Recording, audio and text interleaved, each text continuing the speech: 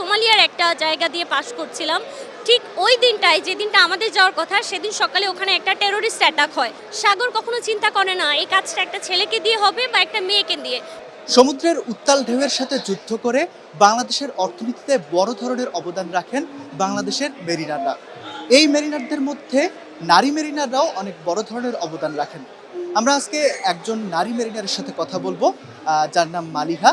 তার সাথে আমরা কথা বলবো এই যে নারী মেরিনার হওয়ার যে তার যে প্রত্যাশা, তিনি কিভাবে এই পেশায় আসলেন, তার সাথে আমরা এই বিষয়গুলো নিয়ে কথা বলবো।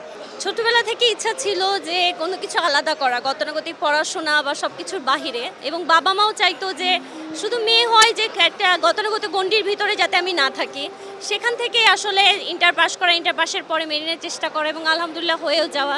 যেহেতু মেরিন এখন বাংলাদেশে আমাদের চাকরি ক্ষেত্রে অনেক বেশি সুবিধা প্রদান করছে, ভালো ভালো কোম্পানি আসছে, তো সব কিছু মিলে আসলে এটা আমার কাছে খুবই অ্যাট্রাকটিভ মনে হয়েছিল এবং তার জন্যই চেষ্টা করা। আলহামদুলিল্লাহ এই পর্যন্ত আসা। আমার ইন্টার্নশিপ শেষ করেছি আমি বিডব্লিউ শিপিং থেকে, হাফনিয়া, যেটা হচ্ছে একটা বাহিরের শিপ, বাহিরের কোম্পানি থেকে।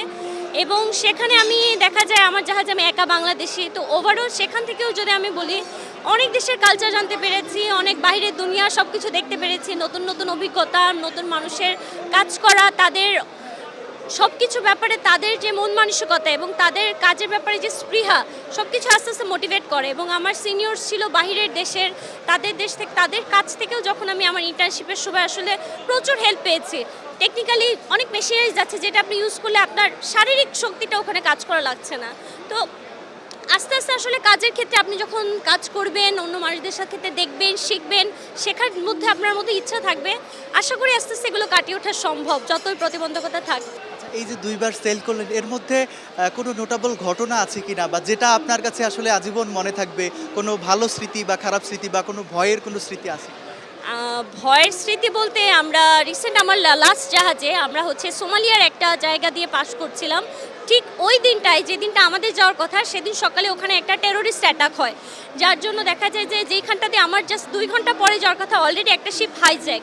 তো সেই সময় আসলে মানুষের মনে বা জাহাজের ভেতরেও একটু নড়বড়ে হয়ে যায়, সবার মন মানসিকতা দুর্বল হয়ে যায়। তবে ওই ক্ষেত্রে আমি দেখেছি যে টিম ওয়ার্ক এবং সবার সেফটি প্রিকশন সব কিছু মেনে চলা, অ্যালার্ট থাকা, ওই দিনটা আমার আসলে অনেক বেশি স্পেশাল। যে সবার মধ্যে একটা মানে ছটপট ছটপট ভাব যে কী হবে বা আমরা যাচ্ছি কোনো অ্যাটাক আসে কি না।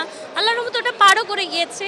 এবং যদি খুব ভালো মেমোরি আমি বলবো সেটা হচ্ছে আমার জাহাজে লাস্ট টাইমে 2.5 মাস প্রায় এক্সট্রা থাকতে হয়েছিল ভিসা সম্পর্কিত কিছু সমস্যায়।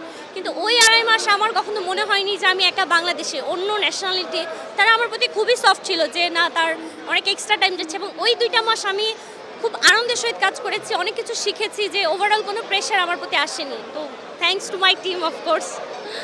এই যে নারী মেরিনার হিসেবে একটা বিষয় থাকে না যে পরিবার বা আত্মীয় স্বজনের মধ্যে অনেক ধরনের কথা থাকে, এই জিনিসগুলোকে কিভাবে দেখেন, এগুলোকে কিভাবে হ্যান্ডেল করেন?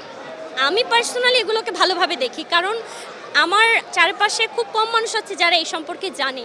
তা আমাদের ব্যাপারে তাদের মানে পজিটিভ নেগেটিভ 2 ধরনের মন মানসিকতায় থাকে। আমি 2টাকেই পজিটিভলি গ্রহণ করি এবং জানানোর চেষ্টা করি। অনেক সময় তারা না জানা থেকে যে হয়তো ওর থেকে শুনেছে, অনেক মন মানসিকতা থাকে। আমি চেষ্টা করি আমার জায়গা থেকে সেটাকে নেগেটিভভাবে না নিয়ে আমি যেন পারি যে আমার তরফ থেকে তার চিন্তা ভাবনাটা চেঞ্জ করার। আমি তাকে ভালো কিছু জানাই, আমি তাকে জানাই আমি কি দেখেছি, কেন কী কী সুবিধা আমাকে দেওয়া হচ্ছে, কেন আমার ক্যারিয়ারে হেল্প করলো। এই জিনিসগুলো আস্তে আস্তে আসলে আমি মনে করি তাদের চিন্তাভাবনা বদলাতে সাহায্য করে। এবং একটা সময় তারা নিজেরাও, যারা আমাকে পছন্দ করছিল না প্রথমে, তারাও একটা সময় আমাকে সাপোর্ট করে। তো আমি ভাবে এটাকে পজিটিভলি নেই।